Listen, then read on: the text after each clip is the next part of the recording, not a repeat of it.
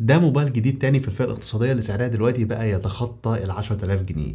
وللأسف الموضوع مش بمزاجي، ولكن عشان تبقوا عارفين ده الريلمي سي 67 اللي يعتبر أعلى موبايل في سلسلة السي من ريلمي. وعشان ده أعلى موبايل في سلسلة السي، ريلمي كان لازم تميزه بحاجة، والحاجة اللي ميزته بيها هنا هو الكاميرا بتاعته اللي دقتها 108 ميجا بكسل. فيا ترى الكاميرا بتاعت الجهاز حلوة فعلا؟ وهل التجربة بشكل عام بتاعت الجهاز كويسة ولا لا؟ ايه المميزات بتاعته وايه العيوب؟ كل الحاجات دي هنتكلم عليها بالتفصيل في الفيديو النهارده، فبدون اي تأخير خلينا نبدأ.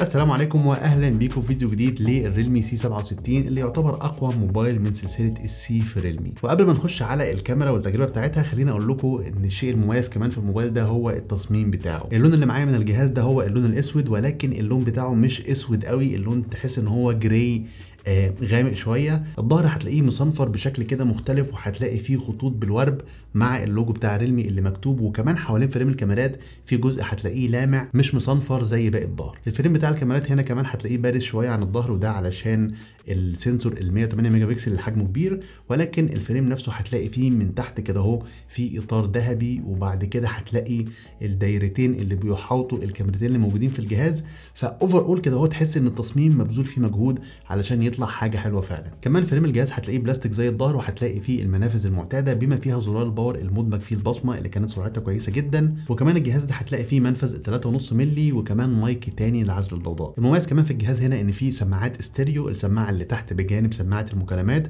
واللي صوتهم كان عالي وواضح الى حد ما، ولكن مش اوضح حاجه، في حاجات احسن من كده بكتير. ولكن برضو السماعه اللي فوق بتاعه المكالمات ما كانتش بتأدي احسن اداء ممكن، كان ممكن تطلع صوت احسن من كده. خلينا بقى نخش على الشاشه. والصراحه الشاشه دي فيها ميزه وعيب. الميزه هو ان الشاشه دي من بعيد تحس ان الحواف بتاعتها كده سيمتريه الى حد ما وصغيره، وكمان الكاميرا ليها هول بانش او فتحه في الشاشه مش النوتش المعتاده، فبالتالي ده بيحسسك ان الجهاز ده في فئه اعلى من الفئه السعريه بتاعته. الشاشه هنا حجمها 6.72 بوصه، جايه من نوع اي بي اس بريفريش ريت 90 هرتز، والسطوع بتاعها بيوصل لحد 1000 نت او شمعه تقريبا، وده بيخلي استخدام الموبايل تحت الاضاءه القويه عادي جدا ما فيهوش اي مشكله. فالشاشه اجمالا تجربتها كويسه، ولكن العيب من وجهه نظري موجود في الجهاز هو ان الشاشه دي كانت تستحق انها تكون شاشه ايموليد، او على الاقل لو هي اي بي اس فكانوا يخلوا الريفريش ريت بتاعها 120 هرتز مش 90 هرتز. فالموضوع ده هيختلف من شخص للتاني، ولكن الى حد ما الشاشه هنا تجربتها كويسه. المميز كمان في الموبايل ده هو ان البطاريه اللي موجوده فيه جايه بحجم 5000 ملي امبير، والبطاريه دي هتكمل معاك اليوم عادي جدا لحدود ال 8 ساعات او 9 ساعات من وقت عمل الشاشه. وكمان الجهاز جاي معاه شحن سريع موجود معاه في العلبه، جاي بقوه 33 واط، وبيقدر يشحن الموبايل بشكل كامل تقريبا في حدود ساعه وتلت. ولكن الشيء اللي محتاج تركز فيه معايا شويه هو التجربه بتاعه الاداء على الموبايل ده. الموبايل ده جايبه معالج سناب دراجون 685، جربناه في موبايلات قبل كده، وجاي مع 8 جيجا بايت رام، وتقدر تزودهم لحد 16 من خلال ميزه الرام اكسبانشن. وكمان الذاكره الداخليه اللي موجوده فيه جايه بحجم 256 جيجا من نوع eMMC 5.1. بالنسبه للمعالج، فالمعالج هنا اداؤه اكتر من كافي لمهام الاستخدام اليومي وفتح البرامج والتبديل ما بينها والكلام ده كله. ولكن الصراحه المعالج ده مش موجه للالعاب تماما. الجهاز شغل ببجي على بالانسد جرافيكس وميديوم فريم ريت، وممكن تخليها سموث جرافيكس وتعلي فريم ريت لهاي، وكول اوف ديوتي اشتغلت على ميديوم جرافيكس وميديوم فريم ريت. واجمالا تجربه اللعبتين على الموبايل كانت سلسه. ولكن الصراحه موبايل في الفئه السعريه دي انا كنت اتوقع ان هو يقدم تجربه العاب بجرافيكس اعلى من كده شويه وفريم ريت اعلى من كده شويه. ولكن بخلاف كده اداء المعالج اللي موجود في الجهاز هنا كويس جدا في الاستخدام اليومي، وكمان الحراره المنبعثه منه قليله جدا، مش هتحس بحراره قوي.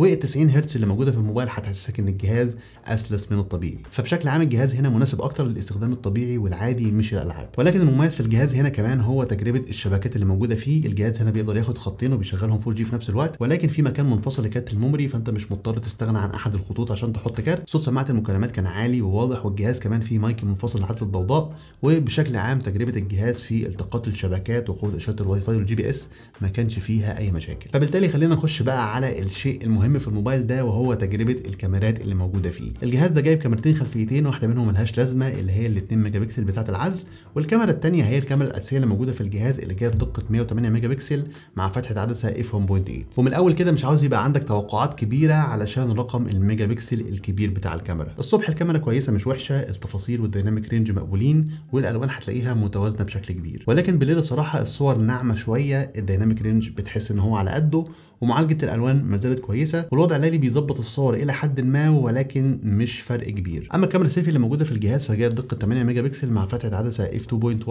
والكاميرا اجمالا متوسطه كتفاصيل وديناميك رينج مع معالجه الوان مقبوله بشكل كبير. ولكن بالليل صراحه الصور هتلاقيها ناعمه جدا، والوضع الليلي بيساعد ولكن مش بيساعد قوي. واخيرا وضع البورتريه مع الكاميرا السيلفي سواء الصبح او بالليل يعني تجربته على قدها شويه، وهتلاقي فيها اخطاء واضحه في العزل. اما بخصوص تجربه تصوير الفيديو على الجهاز هنا فخلينا نشوف مع بعض.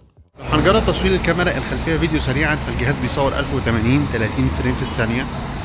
الديناميك رينج صراحه على قده شويه، يعني الشجر لما ببص على السماء ما بيبانش فيه تفاصيل قوي، ولكن دي تجربه سريعه ليه. لو هنجرب تصوير الموبايل بالليل فإلى حد ما في تثبيت ظاهر بسيط، في نويز ظاهره برده في الاماكن الغامقه في السماء، لو لاحظتوا هتلاقوا في نويز ظاهره. فالاهتزاز الصراحه زياده شويه.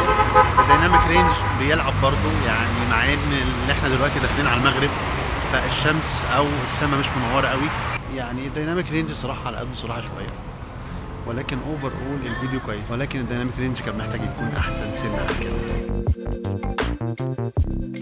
زي ما قلت في اول الفيديو ان الريلمي سي 67 ده اقوى موبايل من سلسله السي من ريلمي، وعشان كده ريلمي ميزته بالكاميرا ال 108 ميجا بكسل، والانطباع اللي هيوصلك من الرقم الكبير بتاع الميجا بكسل بتاع الكاميرا هتحس ان هو هيديك اداء يعني خرافي على الرقم ده. ولكن الصراحه تجربه الكاميرا هنا كويسه، ولكن مش قد التوقعات اللي هتكون عندك لما تسمع الرقم. لكن بخلاف كده الموبايل ما زال مميز في التصميم وسرعه الشحن والشبكات وكمان تجربه البطاريه. ولكن زي ما قلت في الجزء الخاص بالاداء، لو انت عاوز جهاز للالعاب في الفئه السعريه دي حاول تشوف جهاز جاي بمعالج الجي 99 من ميديا تك، هيقدم لك تجربه العاب احسن. ولو انت تقدر تزود فرق سعر بسيط عن سعر الجهاز ده انت ممكن تجيب الريلمي 11، الموبايل ده هيقدم لك تجربه احسن لو انت تقدر تزود فرق السعر.